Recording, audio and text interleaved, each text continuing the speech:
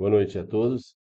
Uma alegria, como sempre, estar aqui nessa casa que, como acabei de dizer, é uma família, né? E eu tenho muito orgulho de fazer parte da família da Casa Espírita Vida e Luz de Botucatu, famoso Sevel. Nesta noite de 14 de outubro de 2024, 19 horas. E hoje nós trazemos um tema bastante interessante e que seria importante a gente prestar bastante atenção para compreendê-lo bem. O que nós vamos falar hoje é reencarnação consciente. Reencarnação consciente. Então vamos ao tema.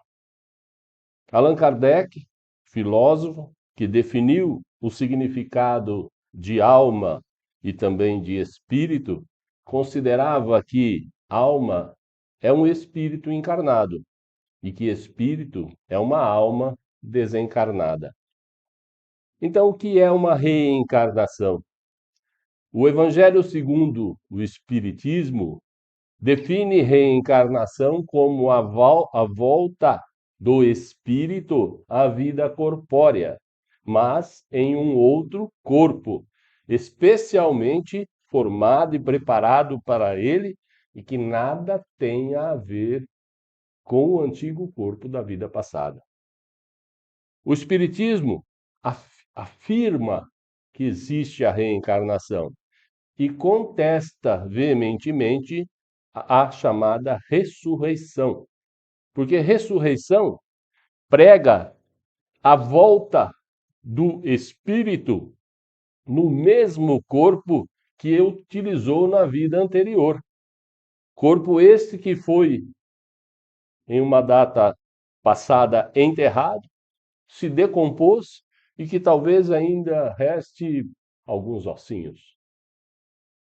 Por isso que o Espiritismo contesta.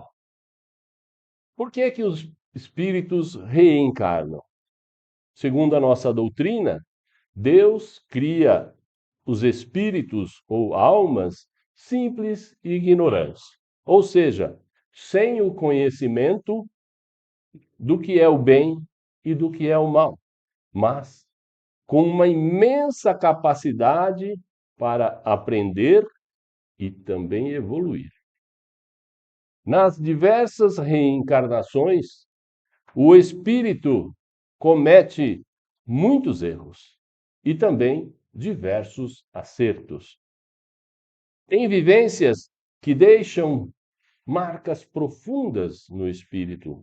Ele analisa todas essas experiências e assim aprende, subindo do grau espiritual em que ele estava para um degrau mais elevado. O processo de reencarnação nunca acontece sem que haja um planejamento para atingir um objetivo ou para atender algum motivo.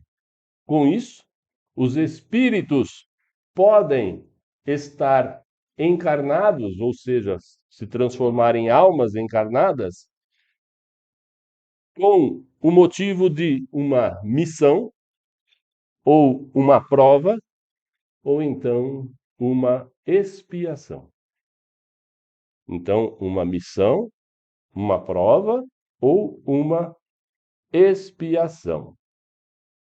A reencarnação no formato missão é quando é dado a alguém a oportunidade de realizar algum tipo de bem para a humanidade ou para uma pequena parcela dessa humanidade. É bom que se saiba que, por enquanto, poucos, bem poucos espíritos elevados reencarnaram na Terra na condição exclusiva de missão. Poucos, bem poucos. Já a reencarnação do tipo prova acontece quando o espírito já adquiriu o conhecimento pelas vivências passadas e vem nessa nova vida para ser sabatinado, passando assim por dificuldades a fim de determinar se já possui condições de vencer os percalços que a vida oferece. Então ele vem passar por uma sabatina. Ele já aprendeu sobre tudo, já sabe sobre tudo, agora precisa ver se na prática ele já consegue, né, vencer a vida, vencer os percalços da vida. Já no formato expiação, a reencarnação acontece na quase totalidade dos reencarnados. Por isso que nós somos um mundo de expiação e provas, né? Com base na lei de ação e reação, objetivando resgatar os débitos adquiridos em vidas anteriores. Então, a maioria de nós, né, a gente tem reencarnado pelo motivo expiação. Não podemos esquecer que sempre neste meio pode existir alguma prova, pode existir até alguma pequena missão, né? Mas o foco principal da grande maioria é a expiação, tá? Então, as nossas reencarnações elas são mistas, mas com ênfase em algumas delas, ou na expiação, ou na prova, ou na missão. Muitos interpretam a expiação como se fosse uma espécie de castigo, como se fosse uma penitência. Isso por causa do mau procedimento que o indivíduo teve nas vidas passadas. Mas, na verdade, é só uma forma mais incisiva de ensinamento. É mais uma forma incisiva de ensinamento, visando assim o nosso aprendizado. Tá? É como se estivesse fazendo um, uma recuperação na escola, tá? Uma forma mais forte de ensinamento para ver se recupera aquele que precisa aprender alguma coisa. Isso é uma expiação no caso da reencarnação. Então, nesse formato de reencarnação por expiação, nós encontramos uma variedade. Nós vamos falar de duas. A reencarnação compulsória. Na revista Espírita do ano de 1862, Allan Kardec diz assim: lembremos que para os espíritos atrasados, incapazes de fazer uma escolha com conhecimento de causa, para estes existem as reencarnações chamadas compulsórias. Então, aqueles espíritos que não estão em condições de planejar a sua reencarnação. Então, eles têm uma reencarnação compulsória. Eu quero abrir um parênteses aqui, porque não me soa bem a gente se referir aos nossos irmãos e também se referir ao que nós já fomos como espíritos atrasados. Então, nossa linguagem é um termo pesado. Eu acho até ofensivo. Então, eu quero abrir esse parênteses para dizer que eu, Heitor, não acho apropriado essa denominação espíritos atrasados, porque eles não estão atrasados. Nós não estamos atrasados perante os espíritos superiores. Eles estão no grau de evolução que a idade espiritual, não a idade terrena, a idade espiritual deles permitiu que eles alcançassem. Então, são espíritos mais jovens que ainda não tiveram as reencarnações suficientes para ter o aprendizado de estar hoje numa situação mais elevada. Então, não podem ser chamados de atrasados, porque é um termo pesado. Por exemplo, um estudante universitário de 21 anos de idade pode, de forma alguma, se referir a um aluno com 10 anos de idade, portanto, mais jovem, né? Que está na quarta série como um aluno atrasado. Não faz sentido.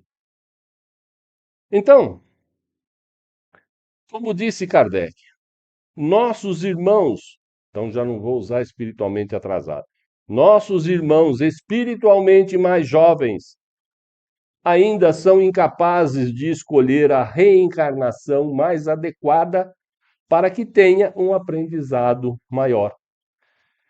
Se a eles fosse dada a oportunidade de escolha, todos eles optariam para reencarnar. Vou dar um exemplo para vocês. Reencarnar em que país? Nos Estados Unidos.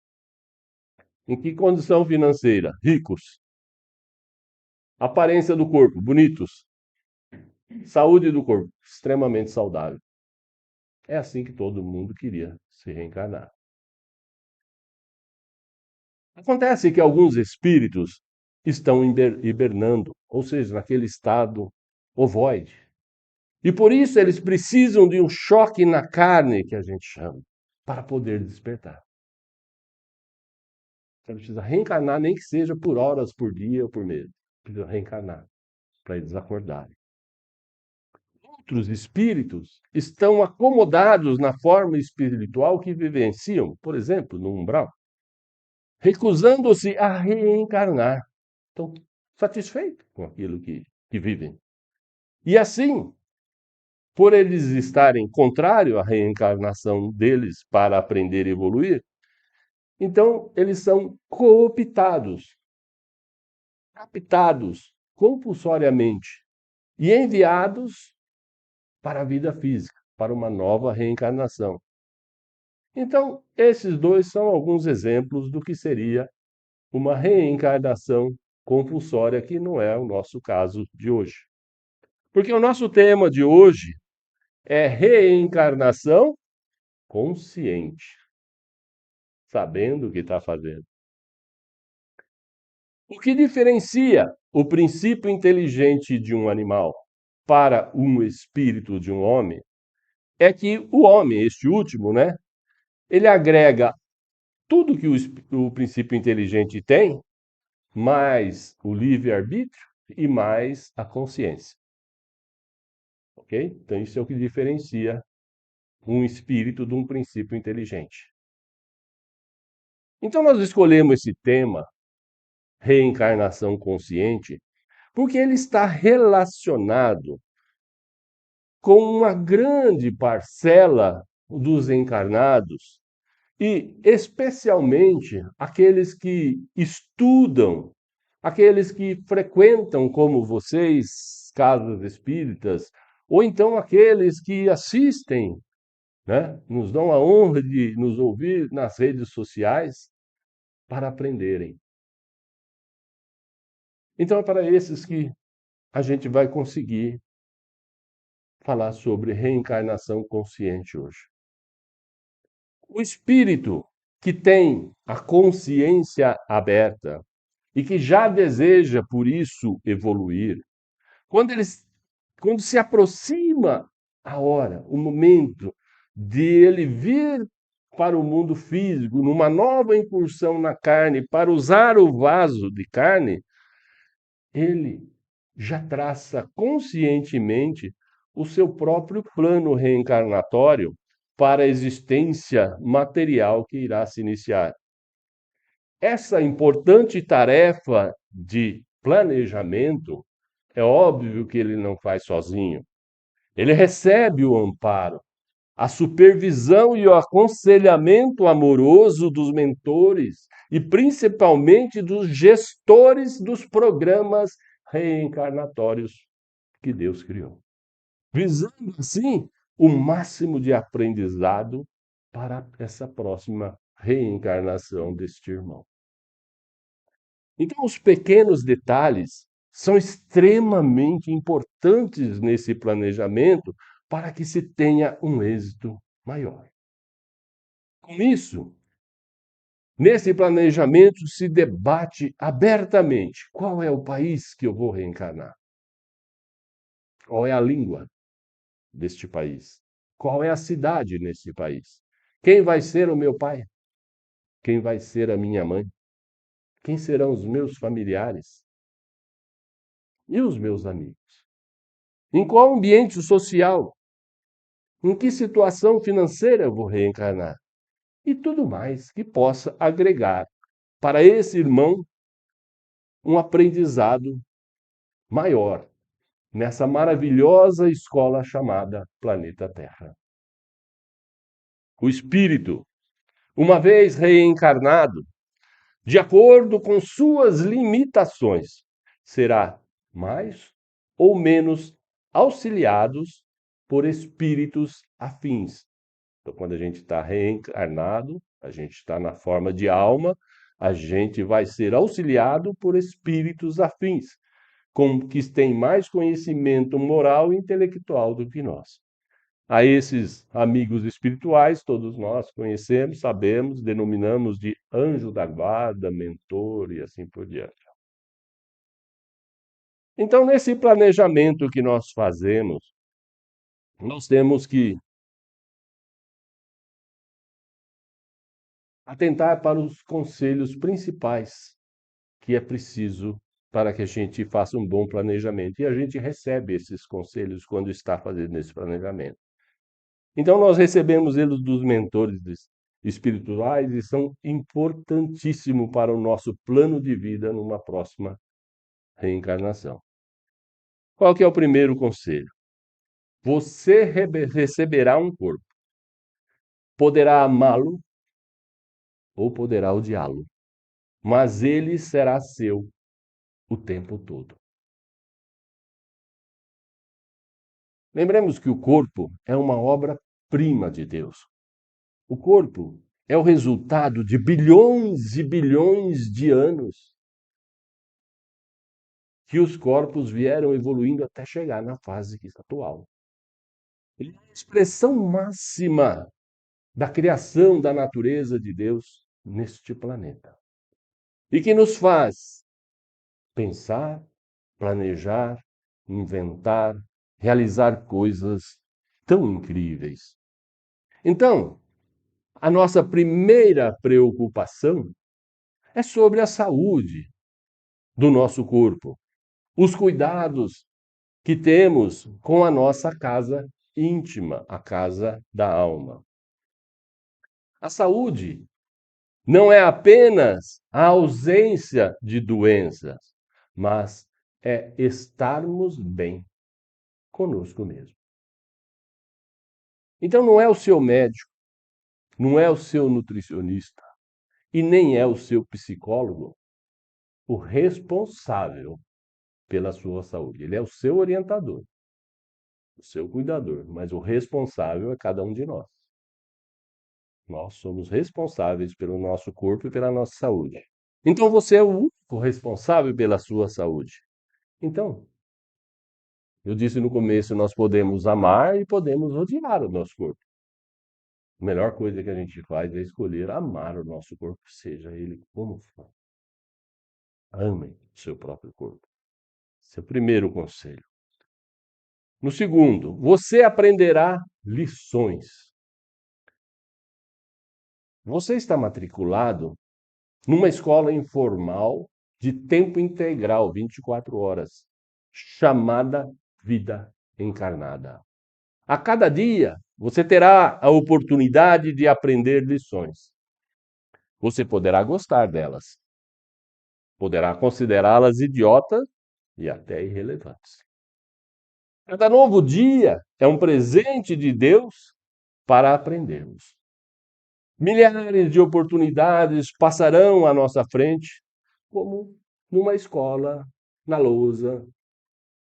Centenas, milhares de matérias passam à nossa frente. O objetivo da providência divina com isso é que nós aprendamos.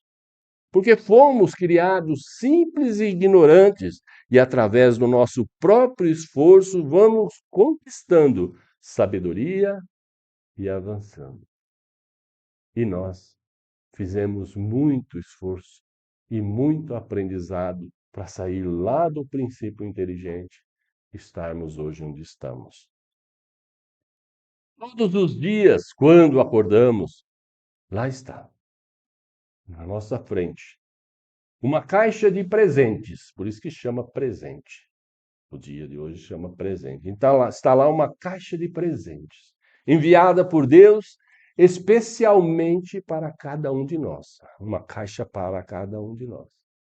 Essa caixa nada mais é do que mais um dia inteirinho para usarmos da melhor forma possível. Um dia inteirinho para nós usarmos ele da melhor forma possível. Cada dia de vida é um presente. É isso que nós temos que a cada dia agradecer a Deus por o presente de nos dar mais um dia do nosso aprendizado. Não importa o que vai acontecer naquele dia. Às vezes, essa caixa, ela vem cheia de problemas. Coisa que nós não conseguiremos resolver. Virão com elas tristezas, decepções e, quiçá, até lágrimas. Mas, outras vezes, nessa caixa, ela vem cheia de surpresas boas, cheias de alegrias, cheias de vitórias e cheias de conquistas. Nem sempre Deus nos manda de presente aquilo que nós esperamos, aquilo que nós pedimos todos os dias, tudo aquilo que nós queremos. Ele às vezes não manda isso. Mas ele sempre nos manda o melhor. Ele nos manda exatamente o que nós precisamos a cada dia. E tudo o que ele nos manda é muito mais do que nós merecemos. Tudo o que ele manda é muito mais do que merecemos. Então, a cada dia temos que ser só gratidão. Gratidão, Senhor, por mais um dia. A terceira, não há erros, são apenas lições. Olha que interessante isso. Não há erros, são apenas lições. O crescimento é um processo de ensaio e de experimentação repletos de erros e acertos. É um processo. Sempre vai existir erros e acertos. Nós não nascemos sabendo, nós estamos aprendendo. Então, os experimentos mal sucedidos são partes do processo. Tudo aquilo que é mal sucedido para nós faz parte do processo, faz parte daquele dia, faz parte daquele período nosso.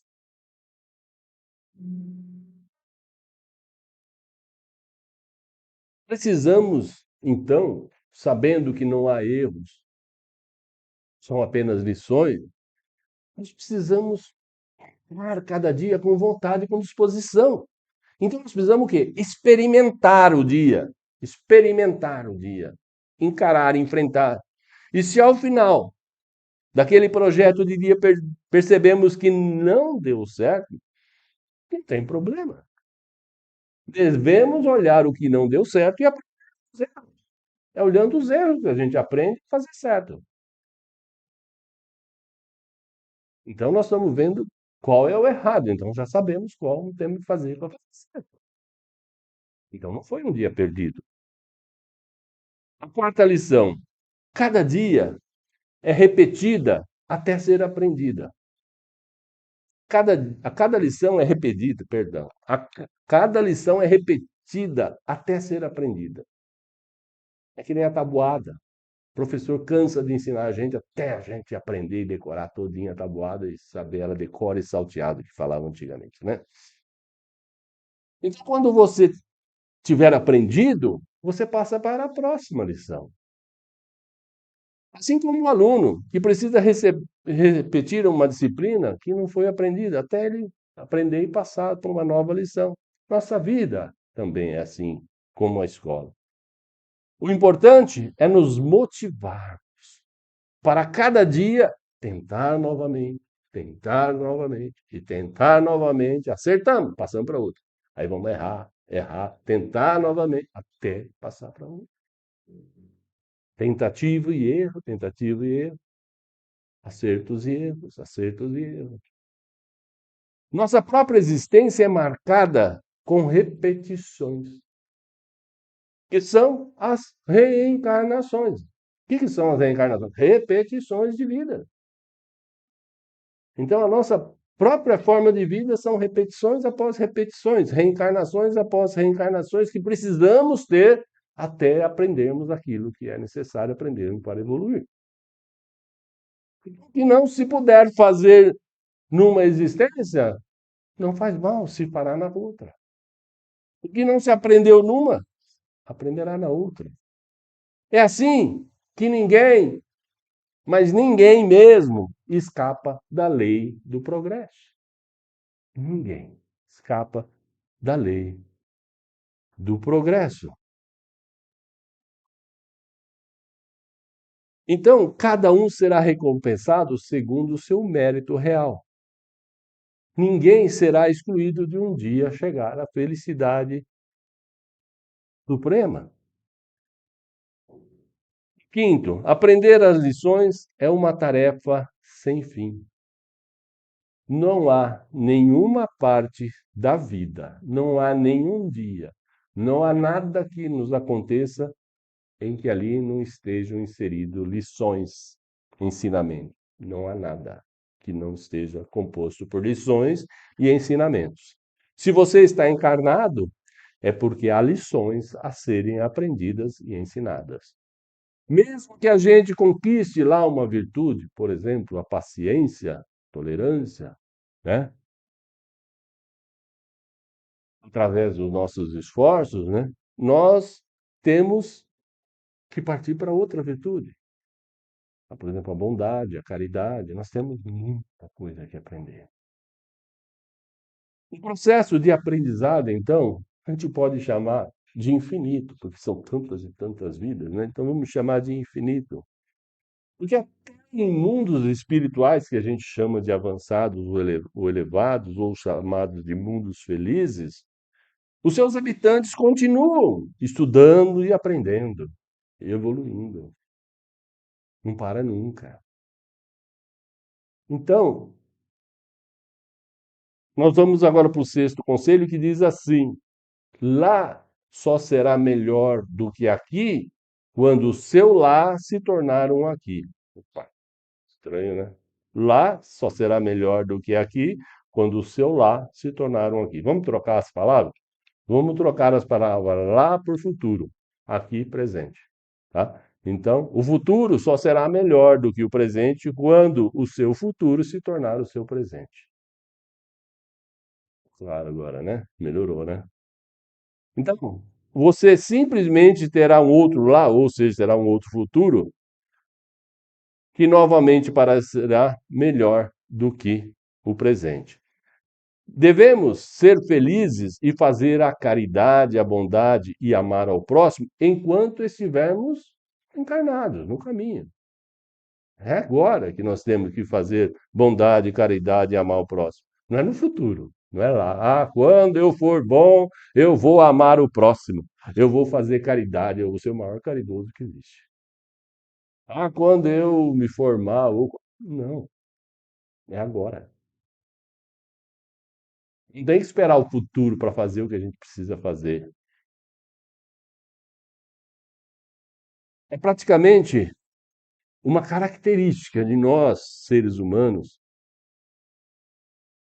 que ainda somos tão imperfeitos, achar que os outros são mais felizes do que nós, ou que somente lá no futuro nós seremos felizes, ou então só quando nós morrermos nós iremos para um lugar melhor. Quem pensa isso? É um irmão nosso chamado Vicente de Carvalho e ele nos ensinou assim, que a felicidade existe. Olha que afirmação. A felicidade existe, mas é difícil de ser alcançada. Então ela existe, mas é difícil de ser alcançada. Diz ele, porque ela está, a felicidade está onde nós a pomos. E o nosso erro é que nós nunca pomos a felicidade onde nós estamos. No futuro eu vou ser feliz. Quando eu casar, eu vou ser feliz. Quando meus filhos estiverem grandes, eu vou ser feliz. Quando eu morrer, eu vou para um mundo maravilhoso, né? Vou lá para o nosso lar. Eu sou bom. Então a gente deixa para ser feliz no futuro. Como já disse o nosso querido amigo Divaldo Franco, O grande desafio da figura ou da criatura humana é a própria criatura humana. O meu grande desafio sou eu mesmo.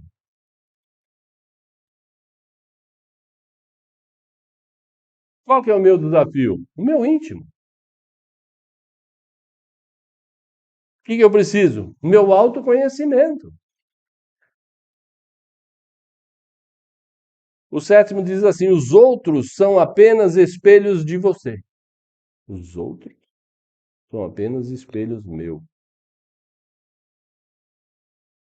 Dizem eles. Não, você não pode amar ou odiar alguma coisa em outra pessoa, a menos que ela reflita algo que você ame ou algo que você deteste em quem? Em você mesmo.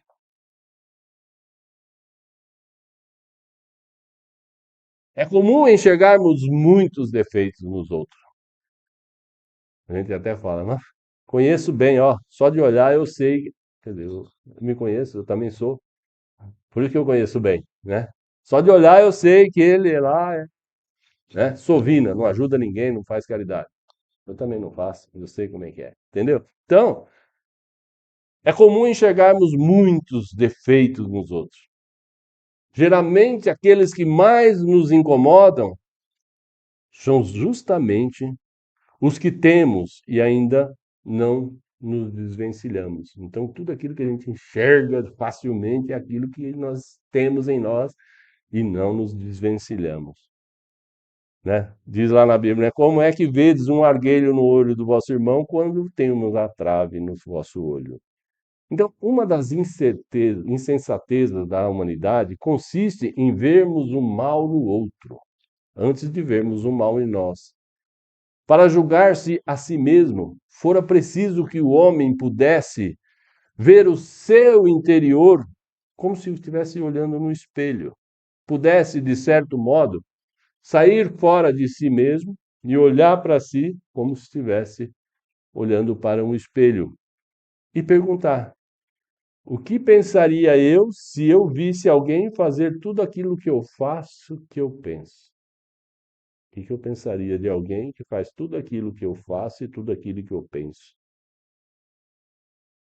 Incontestavelmente, é o orgulho que nos induz a dissimular, a esconder para nós mesmos os nossos defeitos, sejam eles morais, sejam eles físicos. Eu tenho um defeito na mão, eu ando assim direto, né? E assim é. No oitavo, estamos chegando quase no 10, são 10. No oitavo, você, no oitavo, o que você faz da sua vida é um problema exclusivamente seu. É um problema exclusivamente seu. Você tem todas as ferramentas e todos os recursos que precisa. O que você faz com eles não é da conta de ninguém. A escolha é exclusivamente sua. Somos todos dotados de racionalidade e livre-arbítrio. A capacidade de pensar e escolher, podemos com ela estacionar e também podemos nos transviar com ela. Depende de nós. O progresso e a elevação dependem unicamente do como nós trabalhamos com o nosso livre-arbítrio.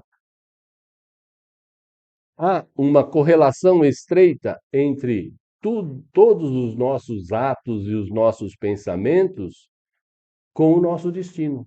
Tem uma relação muito estreita. Tudo que nós pensamos, tudo que nós fazemos e o nosso destino, o nosso futuro, né? Nossa atividade é criadora.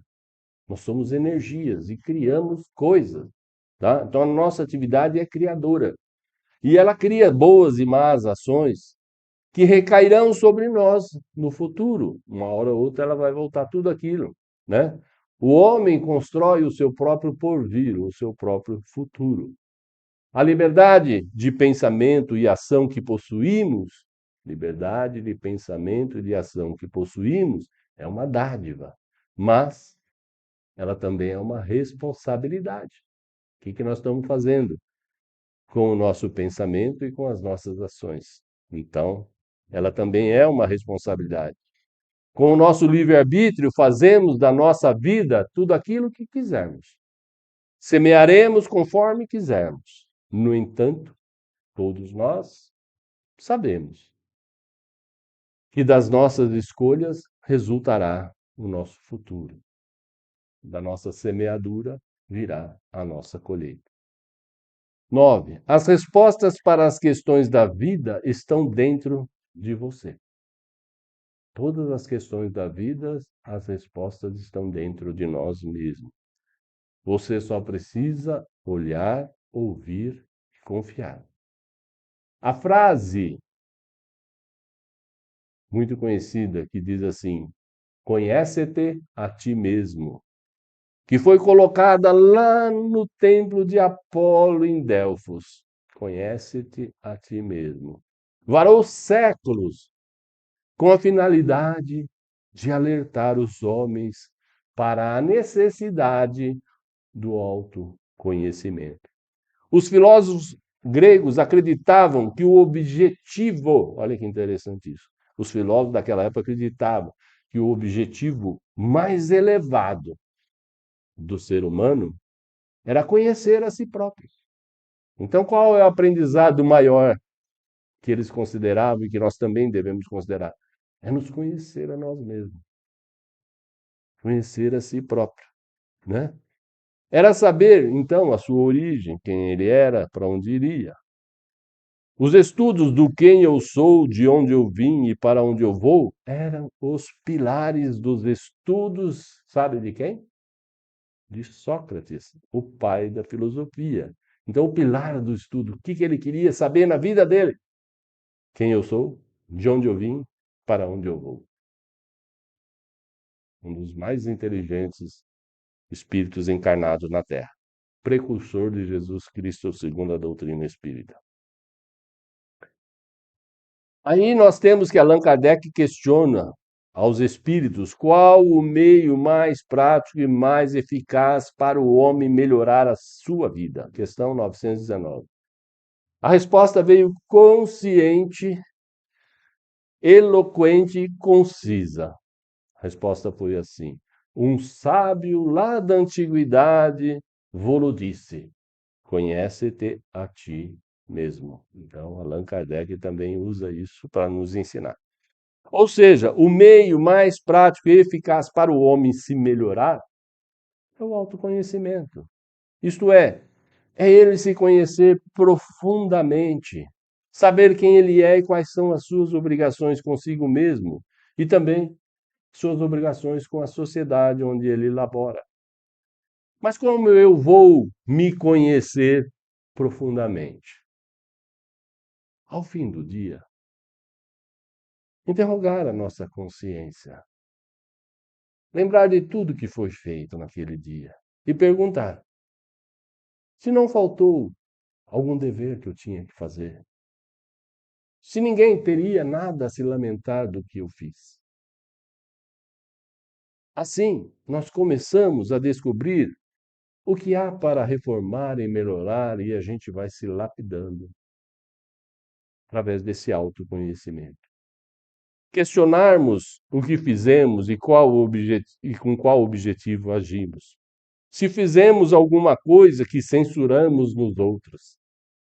Se fizemos alguma coisa durante o dia que censuramos nos outros. Se fizemos alguma coisa que nos envergonhe. Aí está o conhece-te a si mesmo. Perguntemo-nos ainda se aprovesse a Deus me chamar neste momento, ou se eu fizesse a passagem, certo? Reentrando no mundo dos espíritos, onde lá nada é oculto, eu teria o que temer diante de alguém? De algum amigo? De algum familiar? As respostas, com certeza, serão um repouso para nós no final do dia. Serão um repouso para a nossa consciência. Ou então, a indicação de um mal que nós precisamos nos esforçar para curar. E a décima e última conselho para quem vai planejar a sua reencarnação diz assim: você se esquecerá de tudo e ainda assim você se lembrará. O esquecimento na reencarnação é uma anestesia de Deus para melhor lapidarmos a nossa vida. Esquecemos do nosso passado, por vezes turbulento, para que possamos recomeçar sem saber de antemão ao lado de nossos algozes de vidas passadas, ao lado de nossos inimigos que frequentemente reencarnam muito próximo de nós, muitas vezes no nosso círculo familiar. E esta proximidade é imposta pela providência divina justamente para termos a grande oportunidade da redenção. Nos redimirmos com os que magoamos e perdoarmos os que nos magoaram, quebrando assim aquele círculo vicioso de maldade de outras e outras vidas. No entanto, mesmo com esse véu do esquecimento sobre a nossa consciência, teremos sintonias imediatas com aqueles que nos foram queridos em outras eras, em outras vidas passadas. Sentiremos aquela empatia, aquela sintonia boa. E sentiremos também imediatas antipatias com aqueles que foram rudes conosco, que foram nossos adversários em vidas passadas. Aí está alguma lembrança, alguma recordação do nosso passado. Precisamos, então, estar atentos e nos esforçarmos para valorizar as chances de redenção. Eu quero dar crédito para o site Portal da Luz com relação a esses 10 ensinamentos. E eu quero também finalizar a preleção de hoje dizendo em poucas palavras que não faz sentido algum, que não é inteligente, não é sábio de nossa parte, depois de em conjunto com espíritos superiores, com mentores, com o amparo que tivemos desses gestores do plano espiritual que nos ajudaram, organizaram a nossa reencarnação com a nossa anuência, a nossa concordância. Não faz sentido nós ficarmos aqui e agora reclamando todos os dias, maldizendo a vida que nós temos, enquanto que nós deveríamos agradecer a Deus por esta maravilhosa oportunidade de estarmos reencarnados, ainda mais nesse momento da transição, de grandes aprendizados. Então, nós teríamos que agradecer e aproveitar ao máximo esse planejamento do qual nós também somos autores. Aproveitar ao máximo para poder aprender e evoluir mais rapidamente e deixarmos de passar por essa fase de mundo de expiação e prova e de sofrimento. Como? Se um aluno se matriculasse em uma escola, por exemplo, de música, uma escola de alto nível. Aí o maestro vem para lhe ensinar a tocar violão. Aí eu disse, aula de violão, preferia ir lá jogar bola, mais gostoso. Aí no outro dia o mestre chama lá, né, o maestro, hoje é aula de piano. Aula de piano. Eu preferia ir lá na piscina nadar. Hum, quero aula de piano, não. Ou então se ele convidasse para participar de um recital maravilhoso, né? Num anfiteatro, sonho de muita gente, né? E eu contestasse dizendo: ah, recital. Queria mesmo é estar num baile funk, né? Com isso, nós podemos perceber que nos preparamos e nós nos matriculamos na escola da vida no planeta Terra.